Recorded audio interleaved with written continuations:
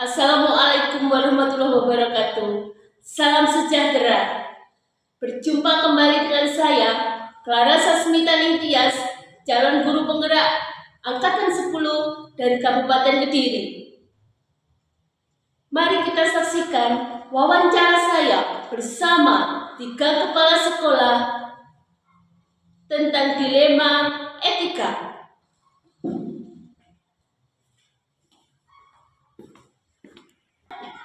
Selamat pagi, saya Clara Sasmita Ningtyas, CGP Angkatan 10 Kabupaten Kediri.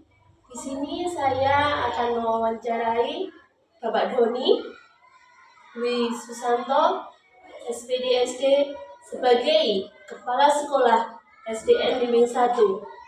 Tugas ini saya laksanakan untuk memenuhi di modul 3.1 tentang dilema etika, nilai-nilai kebajikan, dan bujukan moral. Selamat pagi Pak Doni. Selamat pagi Bu Clara. Terima kasih Bapak sudah memberikan meluangkan waktu untuk saya untuk mewawancarai Bapak. Begini Pak, saya di sini ingin mewawancarai tentang permasalahan dilema etika dan bujukan moral. Dilema etika dan bujukan moral. Iya. Bagaimana Bapak cara panjenengan mengidentifikasikan permasalahan antara dilema etika dan bujukan moral?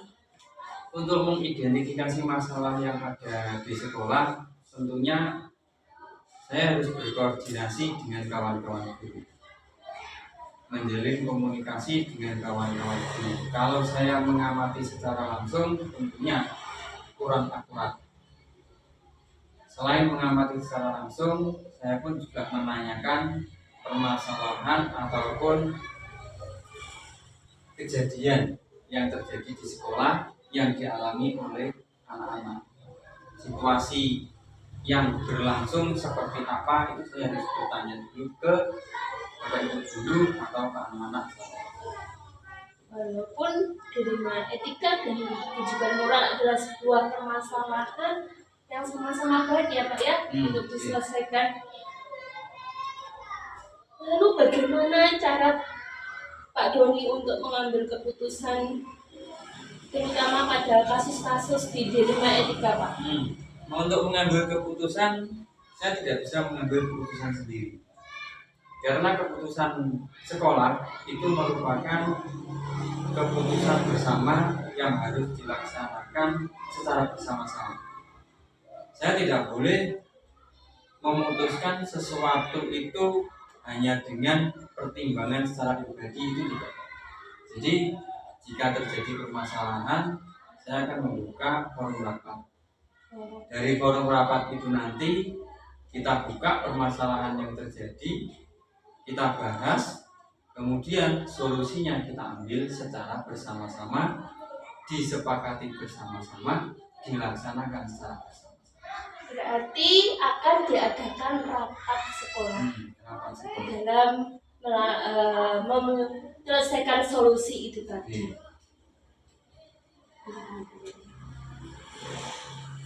Lalu langkah-langkah dan prosedur apa yang Pak Doni jalankan selama di sekolah ini Pak? Selama di sekolah yang saya jalankan, selain dalam forum rapat, tentunya permasalahan itu muncul dari anak-anak dulu atau dari Bapak Ibu guru. Kemudian dari Bapak Ibu guru ataupun dari anak-anak kan membuat laporan ke kita. Yang pertama, saya akan menanggapi laporan itu, saya terima dengan baik. Kemudian menanyakan mengenai permasalahan itu kenapa bisa muncul. Kemudian siapa yang terlibat di dalam permasalahan itu.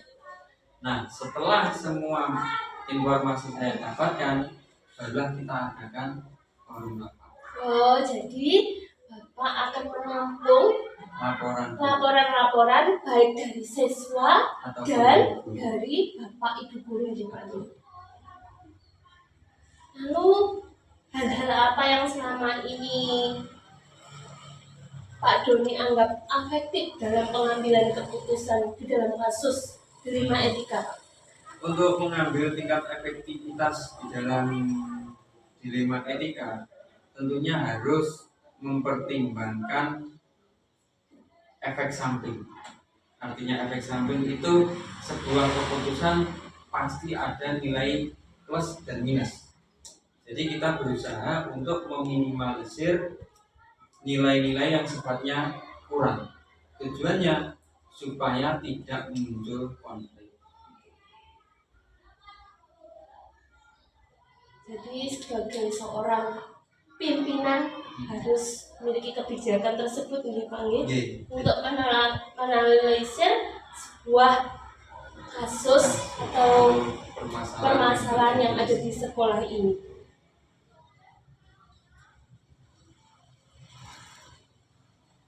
Tadi sebelum adanya sebuah rapat, pastinya ada suatu prosedur yang dijalankan. Nah, jadwal untuk menjalankan prosedur tersebut itu kapan, Pak?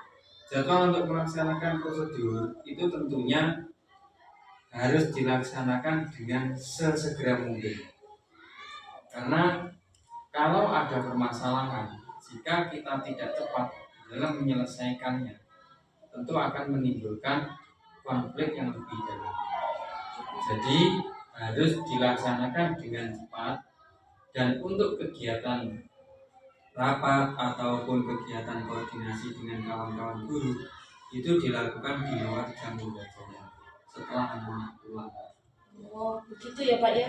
Jadi akan segera dan langsung diselesaikan di dalam forum rapat di saat anak-anak sudah pulang. Jadi di luar jam mengajar. Ini. Mungkin juga ada faktor-faktor atau dari faktor-faktor lain atau orang lain untuk menyelesaikan masalahnya, Pak. Faktor lain, kalau di dalam kita mengambil dalam pengambilan keputusan tersebut, dalam pengambilan keputusan itu kan yang namanya keputusan orang banyak, tentunya ada yang tidak setuju, ada yang setuju. Kalau yang setuju itu tidak begitu bermasalah. Setuju berarti kan klop. Yang tidak setuju bagaimana? Itu menjadi PR. Jika ada yang tidak setuju, kita tanyakan apa yang menjadi alasan untuk tidak menyetujui pengambilan keputusan itu. Kemudian kita ajak dialog, kita paham.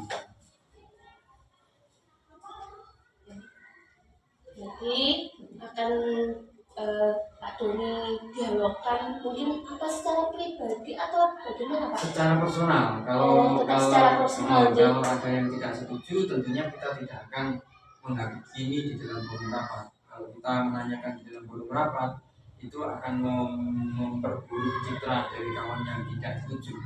Jadi kalau ada yang tidak setuju, tentunya kita ajak komunikasi secara personal. Berarti akan Bapak berikan komunikasi secara personal tanpa ada teman sejawat yang lainnya, supaya tidak menjatuhkan rekan guru tersebut di hadapan Bapak Ibu guru yang lain.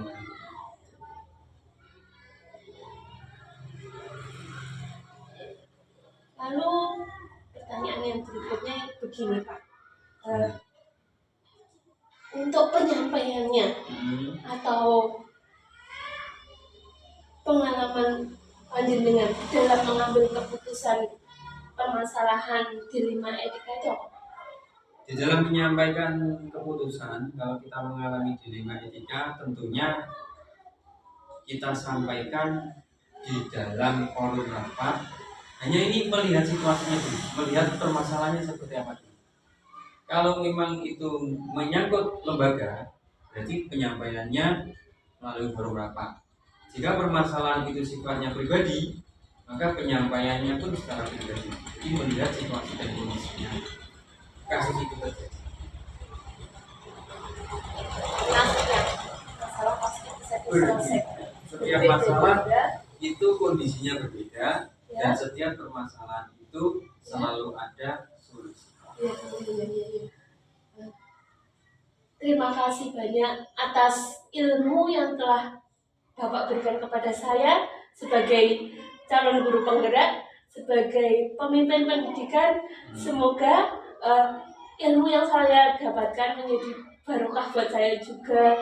Dan terima kasih Pak Doni sudah meluangkan waktunya buat saya untuk menyelesaikan tugas di dalam guru penggerak ini, Pak. Terima kasih juga untuk Bu Clara yang telah melakukan kegiatan kolaborasi serta kegiatan ketok telur ilmu. Semoga apa yang penjenengan jalani bisa terselesaikan dengan baik dan lulus dalam keadaan. Amin. Terima kasih Pak Doni. Assalamualaikum Bapak.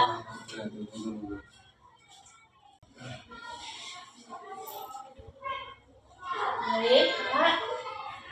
Assalamualaikum warahmatullahi wabarakatuh. Bapak, Waalaikumsalam warahmatullahi wabarakatuh. saya Bu Clara Sasmita, calon guru penggerak angkatan 10 dari Kabupaten Kediri, dan beliau adalah Bapak Ahmad Yasin, Ya, Bapak Kepala Sekolah ya, SD Kalirong 1. ya, salam kenal. Suara dari mana Bu? Saya dari SDN Bundung, Bapak. Di sini tujuan saya ingin mewawancarai Bapak sebagai Bapak Kepala Sekolah di SD Kalirong. Di sini yaitu tentang pengambilan keputusan berbasis nilai-nilai kebajikan, Bapak. Jadi saya akan mengajukan beberapa soal. Dan permasalahannya di sini yaitu tentang dilema etika dan ujian moral, yaitu tentang benar dan salah, salah dan benar. Demikian. Bapak, di sini saya ingin bertanya, bagaimana Bapak mengidentifikasikan sebuah permasalahan di sekolah pada kasus dilema etika? Kalau saya ambil dari struktur katanya, kita lihat dulu kata-kata dilema.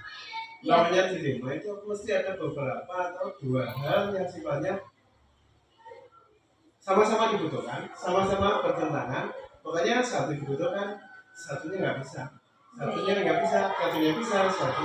Ini sama-sama berat, sama-sama baik, tapi sama-sama kita harus mengambil keputusan yang terbaik dari dua keputusan terbaik. Itu dilema. Kalau etika itu berhubungannya dengan etos seperti etika kerja, etos kerja. Jadi perilaku berhubungan dengan perilaku. Bagaimana kita memetakan masalah itu dengan sebuah perilaku keputusan yang baik sehingga dinilai itu bisa terbaik. Berarti ada sebuah etos untuk memecahkan sebuah masalah tersebut, Bapak. Iya, itu keputusan katakanlah sebuah kebijakan. Iya, kebijakan. Benar. Ini kebijakan sebagai pemangku kebijakan. Iya. Lalu bagaimana cara Bapak untuk mengambil keputusan dalam kasus-kasus di sekolah? Gitu, Bapak. Saya beri contoh, sini saya itu bekerja di lingkungan yang religius. Iya. Satu sisi, saya membuat keputusan di sini harus ada misalnya ekstra gila. Iya. Menurut saya dari segi pendidikan bagus, dari segi keterampilan anak bagus, dari segi minat pengembangan minat anak bagus. Tapi satu sisi, ini kayaknya kita mesti berproses dengan lingkungan yang pemahaman tentang tari itu kurang bagus. Masalah dari sisi agama, tari ada yang mengidentifikasi dengan juga itu dosa. Itu saya harus berproses. Bagaimana cara kita membuat keputusan? Langkah pertama ya jelas, saya nggak boleh membuat kebijakan sendiri. Pertama, saya harus bicara sama teman-teman. Pertama, teman-teman kalau memberikan mungkin kita gali permasalahan ini, kita gali saran-saran, kita ambil keputusan yang terbaik, bagaimana kita menselaraskan keputusan yang baik menurut kita itu ternyata nggak bagus buat warga, agar terjadi sinkron, selaras, dan bisa diterima. Nah ini yang namanya dilema, tapi etikanya kurang bagus. Nah ini kita bisa mensinkron dari itu ya. Jadi pertama kita berkoordinasi dulu dengan teman-teman sesama warga di sekolah. Itu. Berarti rekan atau guru-guru di sini juga panjenengan jadikan sebagai rekan sejawat, jadi tidak ada istilah atasan dan bawahan Iya seperti itu ya. betul. Saya nggak bisa bekerja sendiri. Saya bekerja tanpa mereka. Itu juga nggak bagus. Saya nggak jalan nanti. Jadi saya di sini sifatnya hanya istilah ini sebagai pengelola. Nah, pengelola itu mengelola saja tentang terjadinya kebaikan, terjadinya kesuksesan sebuah program, semuanya harus bersinergi, kerjasama, saling mengisi, saling menasihati, memberi saran, semuanya. Bukan kebaikan saya saja, tapi kebaikan saya. Oke. Berarti untuk kebaikan intensi ini juga Pak Nyi. Iya.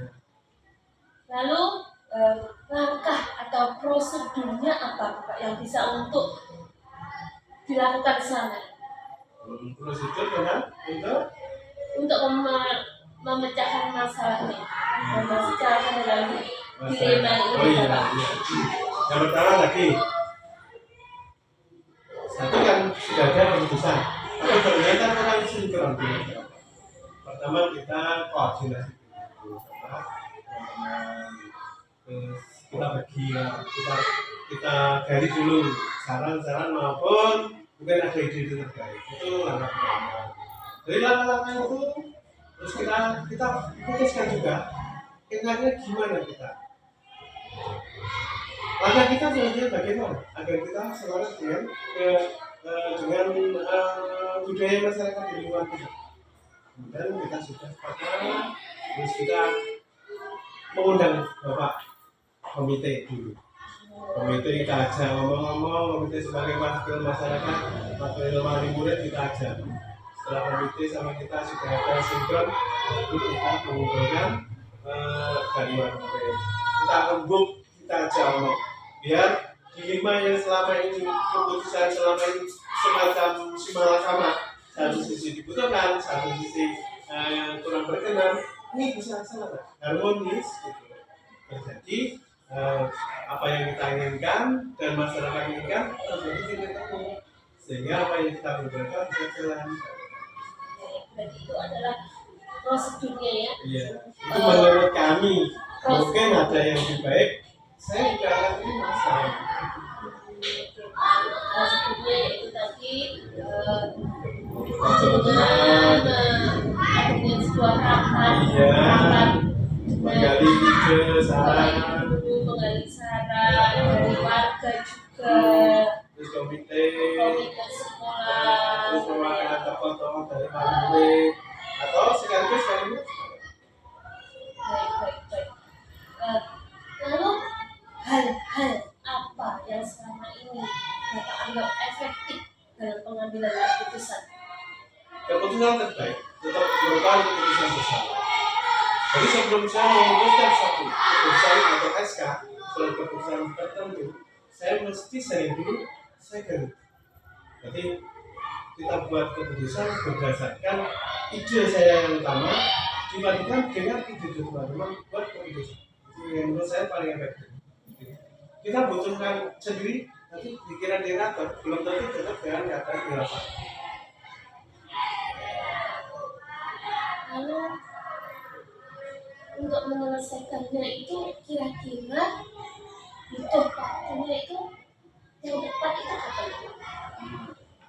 Untuk menggali sebuah ide, misalkan sebuah keputusan, misalkan sebelum saya biasanya nih, itu biasanya sebelum ada pergantian tahun ajaran sudah kita buat rapat bagi tahun, kita buat ide-ide rencana ke depan gimana. Terus biasanya kita itu mensinkronkan itu dengan guru dan komite itu sebelum pas liburan itu baru kita mengkoordinasikan dengan wali murid setelah kegiatan awal tahun sekaligus kita silaturahmi dengan dosennya. Berarti dilakukan saat awal pembelajaran. Ya, perencananya sebelumnya, terus kita surat baru awal belajar kita sosialisasikan mungkin ada pembagian. Apakah hanya di saat awal pembelajaran saja, Pak? Bisa setiap saat, mungkin pada waktu pengambilan rapor, atau mungkin tengah semester, atau mungkin hal-hal tertentu kita lakukan. Apalagi sekarang dihadirkan program parenting itu, kita bisa kerjasama setiap hari dengan dibentuk oleh paguyuban kelas, paguyuban sekolah, kita setiap saat saling bisa saling memberi. Dengan cara itu mungkin lebih efektif. Berarti selain di awal tahun ajaran, juga di saat ada kasus-kasus akan Setiap segera kasus, iya. diselesaikan secara Kita bersama-sama. punya paguyuban, kita punya komite. Lalu selanjutnya seperti ini, apakah ada seseorang atau faktor-faktor pendukung di dalam pengambilan keputusan panduan? Banyak sekali. Satu, yang jelas berarti dengan guru atau pendukungnya sama komite. Terus ada tokoh-tokoh yang kita anggap efektif untuk mendukung kepositifan sebuah keputusan. Semuanya saling terkait, semuanya saling mendukung. Tapi yang tetap utama adalah pembimbing dari dewan guru maupun dari faktor pendukung. Ada support dari dewan guru, ada Iya. komite, ada Mungkin juga dari pemerintah pusat setempat. itu adalah faktor-faktor pendukung tanggungan di dalam setiap memutuskan Iya, iya. buat Iya. kasus Iya. di sekolah ini. Dalam semua hal yang telah disampaikan, apa yang dapat diambil atau dipetik Pak, dalam keputusan 5 etika itu? Menurut saya kepala sekolah itu sifatnya hanya sebenarnya sama dengan guru, hanya dipercaya untuk sebagai koordinator di sekolah. Maka keputusan terbaik tetap keputusan bersama. Seandainya ada permasalahan yang menimbulkan dilema di dalam sekolah atau pengambilan keputusan, itu pun juga harus dikerjakan bersama. Semuanya bersama, bersinergi, bersemangat, berbagai instansi, berbagai kalangan harus bekerja sama untuk mensukseskan sebuah keputusan. Biar hasilnya efektif dan bermanfaat. Terima kasih. Sangat luar biasa sekali ilmu yang telah Panjenengan berikan kepada saya. Panjenengan sebagai seorang pemimpin yang sangat bijak dengan nilai-nilai kebajikan yang sangat luar biasa sekali. Bisa menjadikan ilmu buat saya sebagai calon guru penggerak. Iya, semoga lancar terus gitu. Terima kasih atas waktunya Bapak yang sudah memberikan kesempatan untuk diwawancara. Mohon maaf jika ada salah kata yang saya ucapkan, dan saya sangat bersyukur sekali bisa bertemu Bapak di sini untuk belajar menjadi seorang pemimpin yang bijaksana. Sebelumnya jalan-jalan sama-sama kita belajar, tetap belajar sampai kapanpun tetap belajar. Di sekolah ini tidak ada pimpinan, semuanya bersinergi demi sebuah keputusan yang baik dan demi kesuksesan pendidikan anak-anak ini tercapai dengan baik. Saya berharap juga bahwa pendidikan bisa sukses lancar sesuai yang panjenengan kehendaki, seperti yang panjenengan inginkan. Selama ini mungkin jauh dari harapan, insya Allah dengan semangat, kemampuan diri ini sepenuhnya dan kembali ke Allah, semuanya nggak ada yang nggak mungkin.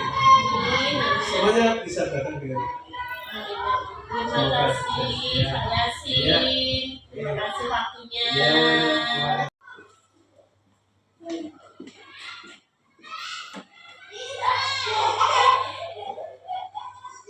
Selamat pagi Ibu. Selamat pagi Mbak Rara. Assalamualaikum warahmatullahi wabarakatuh. Waalaikumsalam warahmatullahi wabarakatuh.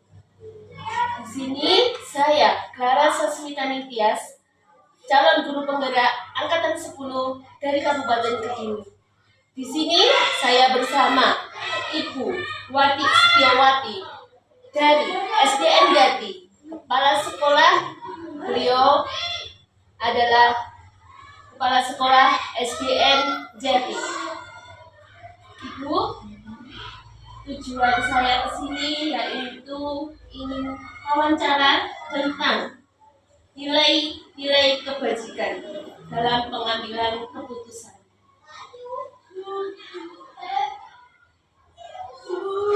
Dalam permasalahannya, dalam dilema etika dan kehidupan moral, pasti keduanya ada permasalahan yang hampir sama tentang dilema etika dan bujukan moral nih Bu. Karena dilema etika dan bujukan moral itu antara benar dan benar, salah dan benar. Itu saya ingin bertanya, bagaimana panjenengan mengidentifikasi antara dilema etika dan bujukan moral? Ini Mbak Rara, kami ucapkan dulu terima kasih selamat datang ya Mbak Rara. Iya. Ya, kita akan menjawab apa yang kita tanya Mbak Rara. Mana yang dipilih etik kita, dilema etika atau dilema moral? Semuanya itu adalah bagus semuanya. Juga sulit kita kalau memilih. Tapi kita harus membuktikan pilih salah satu ya Mbak Rara. Kalau etik kita yang dipakai adalah dilema etika. Jadi di sini tadi berbeda dilema etika Bujukan dan moral. bujukan moral. Itu kan bagus semuanya, ya. Tidak ada yang. Tapi kita harus sulit memilih dan kita tetap harus pilih salah satu. Jadi kalau kita adalah pakai dilema etika.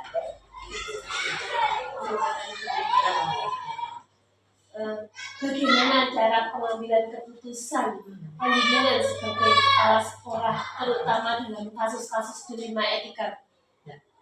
Dalam kasus dilema kita harus mengumpulkan, ya, pengumpulan di dalam apa dari guru atau itu mengumpulkan musyawarah. Nah, kita nanti berbahas bersama permasalahan ini kita kumpulkan. Ya. Dan kalau kita sudah masukan dari Pak Guyupan, gitu aja kita masuk, kita kumpul dan satu menjadi masuk yang terbaik kita pakai untuk dilema etika. Dari musyawarah Masa dari guru, dari apa itu, dari paguyuban, dari komite dan juga bisa dari anak juga. Ya, itu karena apa? Permasalahan atau pertimbangan kalau kita dijadikan satu lebih bagus daripada kita tersendiri. Itu dari permasalahan dari dilema etika di situ sana. untuk langkah-langkah selanjutnya atau prosedur apa yang bisa Ibu lakukan selama ini, Bu? Selama di sini etik kita itu adalah langkahnya laporan. Tadi ada pengumpulan Mbak Lala. Karena ada laporan, kita kumpulkan mana yang terbaik itulah kita pakai untuk digunakan untuk kasus misalkan dilema etika. Itu ya. Itu dari kalau kita tidak ada laporan kita nggak mungkin bisa melaksanakan dilema etika. Kita laporan, kita dari sana-sana, nah, kita ayo kita terbaik kita pakai untuk dilema etika. Lalu hal-hal apa yang selama ini Ibu anggap efektif dalam pengambilan keputusan pada kasus dilema etika, Bu? Ya kita kumpulkan dengan permasalahan ini Bu, Mbak Rara.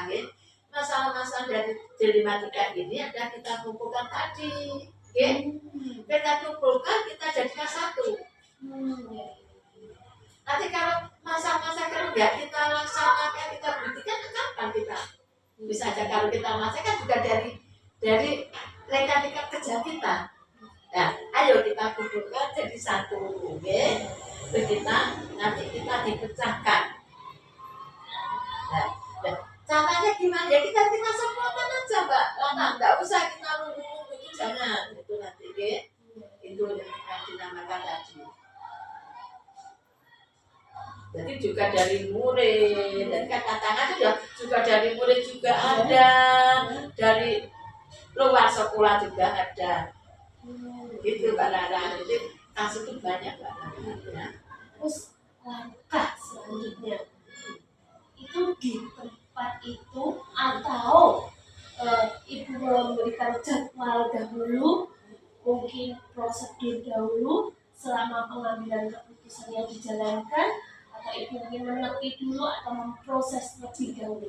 Gini Mbak Rara, semua kasus atau langkah apapun kita nggak usah menunggu, ya, jangan menunggu, kita spontan. Sedangkan nanti kalau ada masalah kita laksanakan spontan, insya Allah kita cepat bisa atasi. Cepat kebijakan dari pimpinan dan bijak, ya. Jangan nunggu, tidak ada menepi itu, jangan kita nanti bocah harus tiba, harus sesok kapan itu nanti. Ya itu namanya bukan pimpinan yang bijak. Pimpinan yang bijak, segala apapun kita harus sempurna kita laksanakan. Iya, langsung dilaksanakan. Iya harus itu asal dulu kita tadi kan sudah dengarkan, kemudian benda itu kalau udah ada masalah kita sempurna aja. Caranya untuk diri ini kan di situ kan.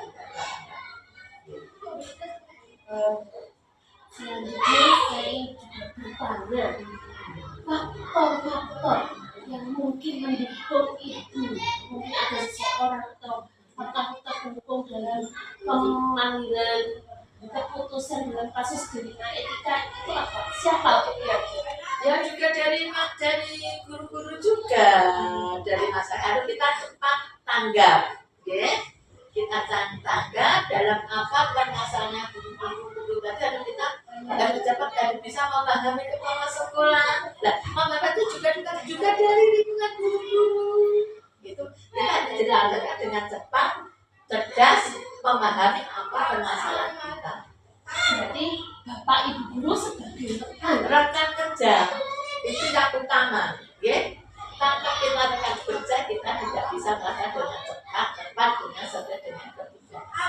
berarti tidak ada walaupun ada kebijakan Harus kita pengambilannya panjenengan, tetapi ada harus mendengarkan dari mendengarkan masukan dari Bapak Ibu guru, juga dari luar sekolah, juga dari murid juga.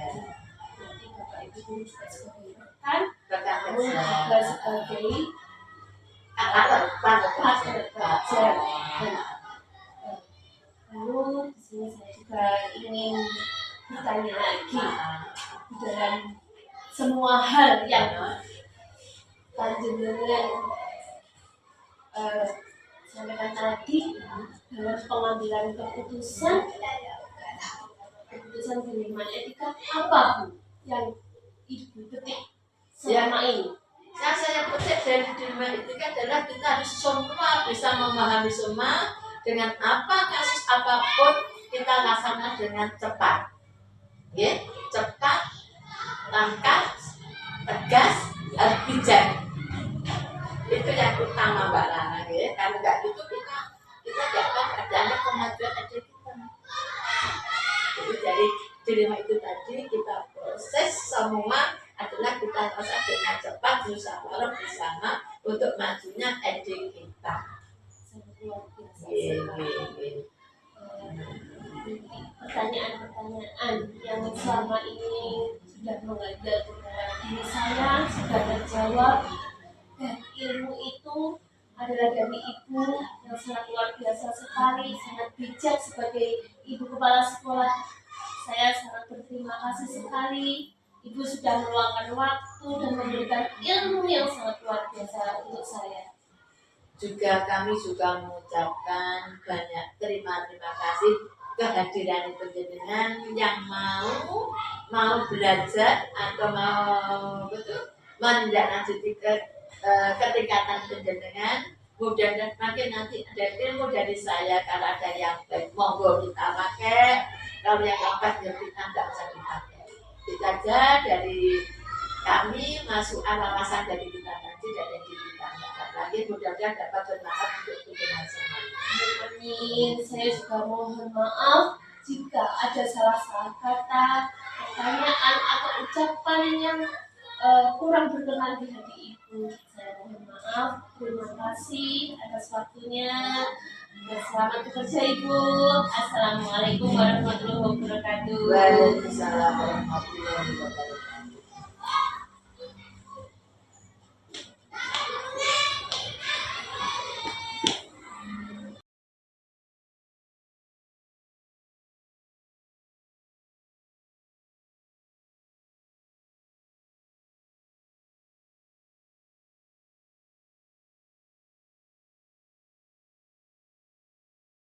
Terima kasih.